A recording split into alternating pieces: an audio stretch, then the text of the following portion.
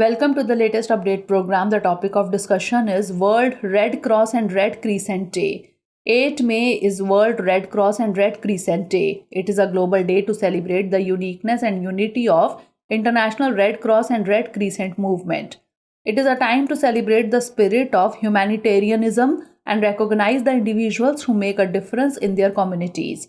The idea for Red Cross and Red Crescent Day came about after the First World War, when an annual action that could take hold in the whole world that would be a major contribution to peace was discussed at the 14th International Conference of the Red Cross.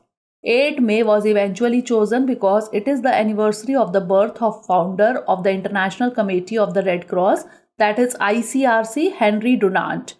The first International Red Cross Day, as it used to be known, was celebrated on 8th May 1948. The official title of the day changed over time and became known as World Red Cross and Red Crescent Day in 1984. The day is an opportunity every year to celebrate network of Red Cross and Red Crescent volunteers, reaffirm unwavering commitment to a common humanity, and reflect on fundamental principles.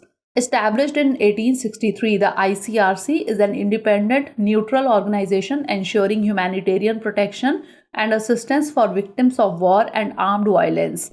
The work of the ICRC is based on the Geneva Conventions of 1949, their additional protocols, its statutes, those of the International Red Cross and Red Crescent movement, and the resolutions of the international conferences of the Red Cross and Red Crescent.